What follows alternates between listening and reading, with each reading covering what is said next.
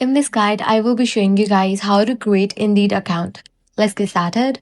First, download the Indeed app, launch it, click on the option create an account. Now you can use your Google account or Apple ID to create account, or also you can manually enter your email address. Just select the option of your choice and click on continue. Then you'll be prompted to verify your phone number. Select your country code, type in your phone number and click on verify. Now you will be receiving code in the phone number that you have just entered. So type in that code and click on submit. With that, you will be directed to this page. Now you can generate passkey or you can skip this process. Click on accept terms. Now fill in these details. Type in your city, state, like the zip code. Then select minimum base pay. Select the pay period. Click on next. Now mention the job title you are searching for. Connect with employers.